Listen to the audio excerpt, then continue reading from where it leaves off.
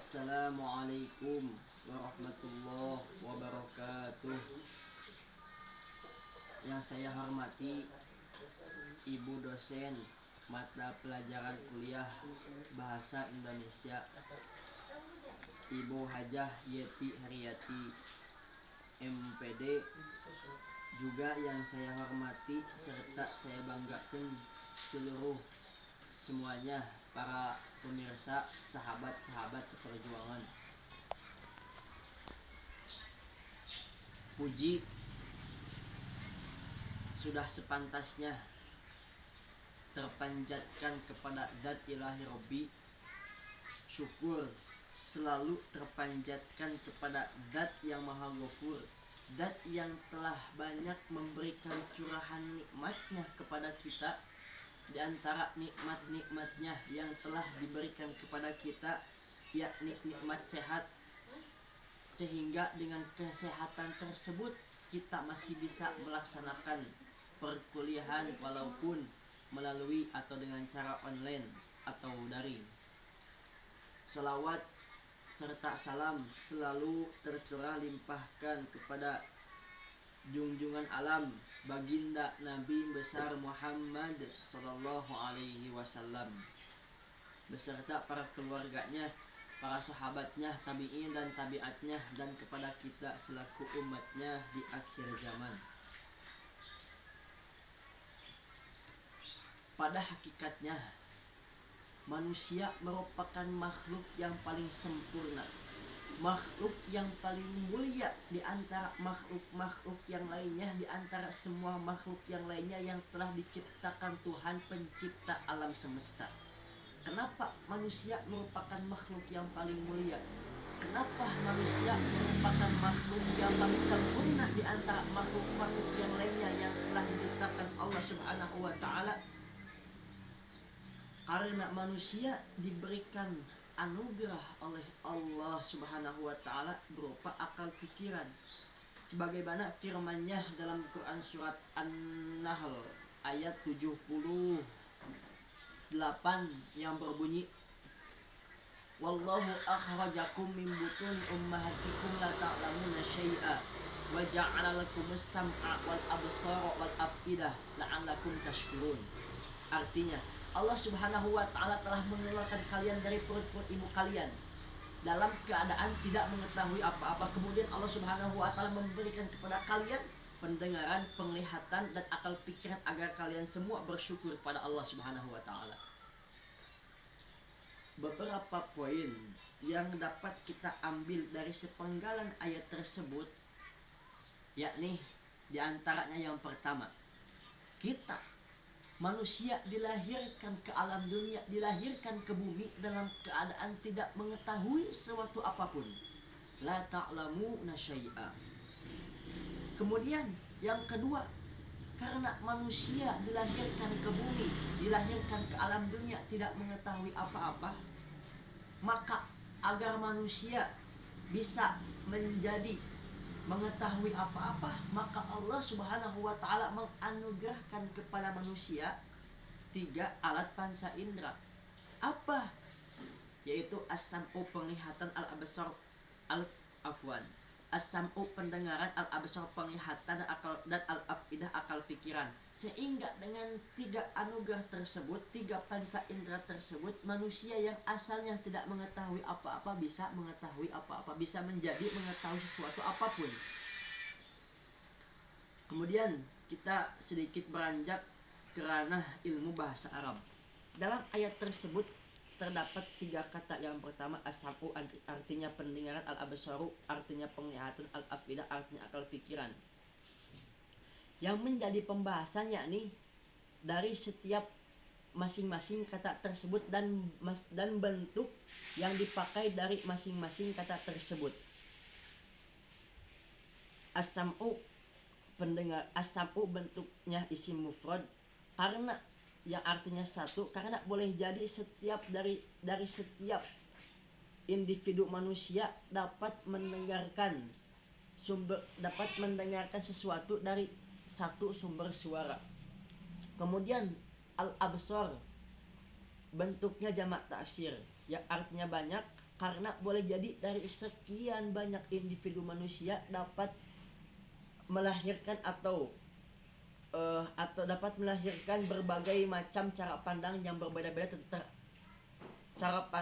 berbeda-beda terhadap suatu objek. Kemudian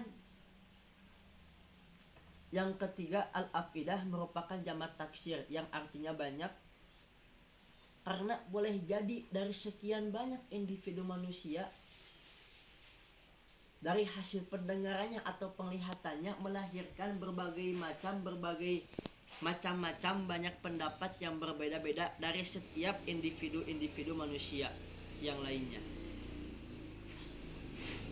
Kemudian dari pembahasan tersebut dapat kita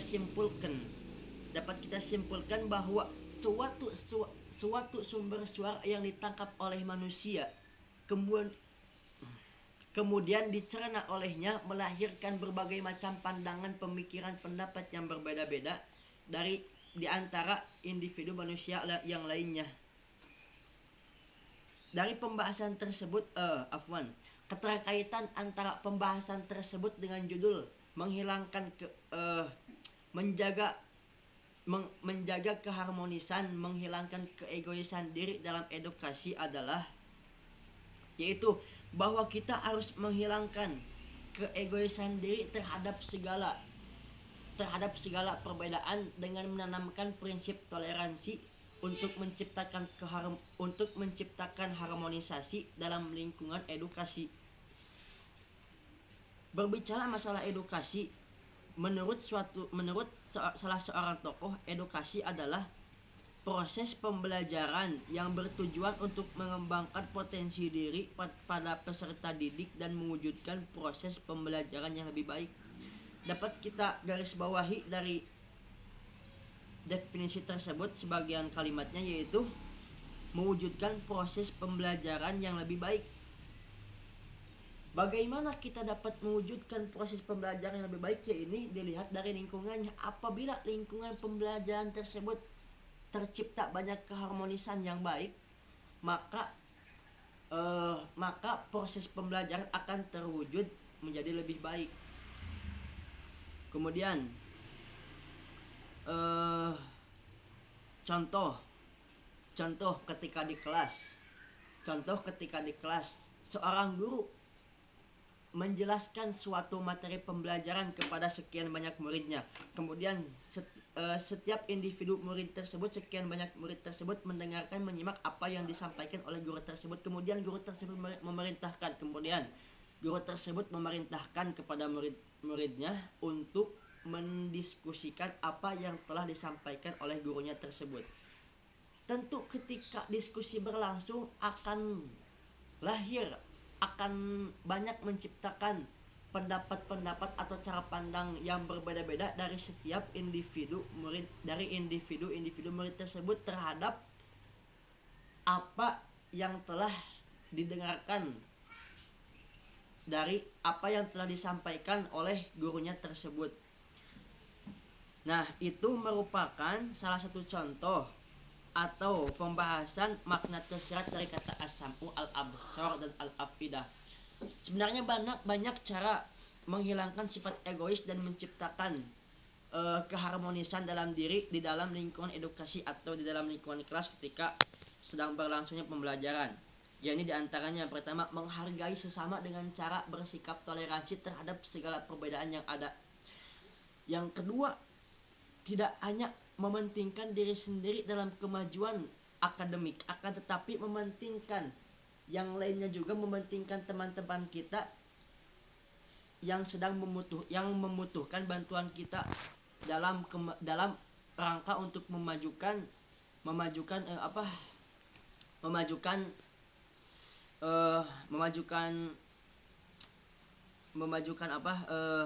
akademiknya seperti kita gitu. Karena pada hakikatnya manusia itu merupakan makhluk sosial yang akan saling membutuhkan satu sama yang lain dalam bermuamalah. Yang ketiga, menjaga persatuan, kebersamaan antar sesama, karena dengan persatuan dan kebersamaan akan terlahir kekuatan. Al-ittihadu quwwatun. Yang keempat, memuliakan dan mengagungkan guru, karena hanya dengan doa dan ridhonya lah kita yang dapat menghantarkan kita kepada kesuksesan. Kemudian terakhir, mengutamakan adab daripada ilmu, karena sesungguhnya adab itu di atas ilmu. Al-adabu fawqal ilmi. Mungkin cukup sekian yang dapat saya sampaikan. Mohon maaf apabila ada kesalahan. Semoga bermanfaat khususnya bagi diri saya sendiri dan umumnya bagi pemirsa semuanya. Wassalamualaikum warahmatullahi wabarakatuh.